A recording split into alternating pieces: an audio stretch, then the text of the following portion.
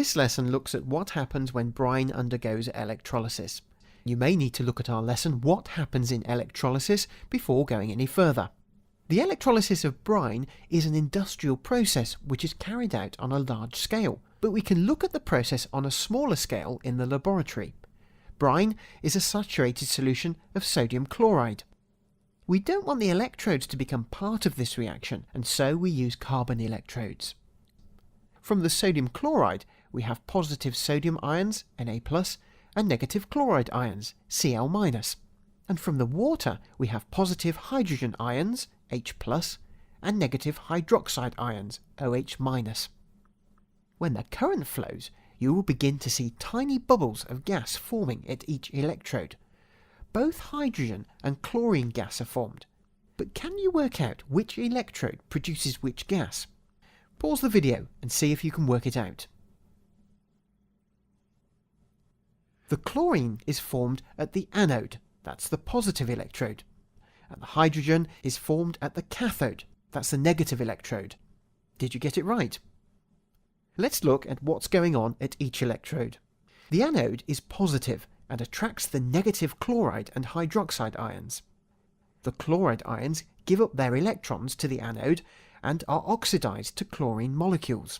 2 ions need to be oxidized to make a diatomic chlorine molecule, and 2 free electrons are produced.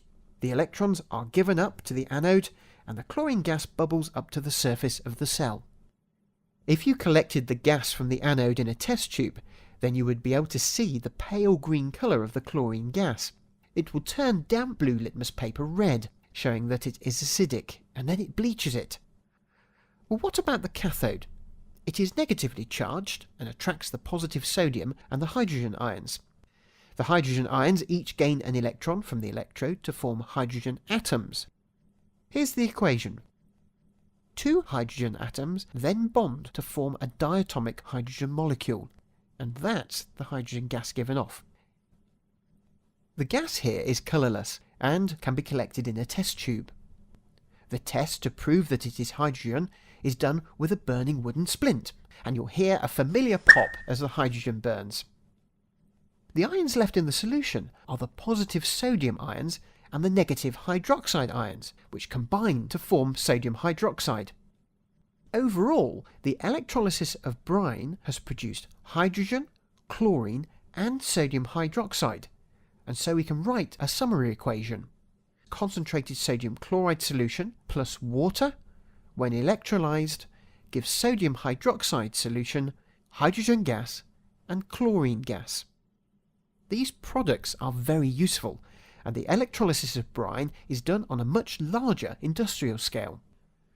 Chlorine is used to kill bacteria, and it is soluble in water. If you've ever visited a public swimming pool, then you'll be familiar with the smell of chlorinated water, and it's also used to sterilise water in the mains water supply. What's more, chlorine is one of the main ingredients of bleach, which is used in a lot of cleaning products.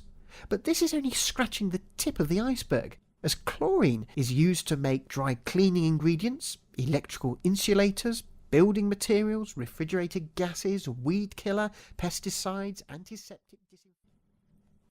Some of the hydrogen and chlorine from the industrial process is combined to form hydrogen chloride gas. It's a rather unpleasant gas, but it dissolves in water to produce hydrochloric acid, which is a very useful acid. It too can be used for cleaning metal, but it is also used for producing chloride salts. Sodium hydroxide is another cleaning product, and the most common use for it in the home is for cleaning ovens and unblocking drains. That's a rather amazing collection of uses from our original brine.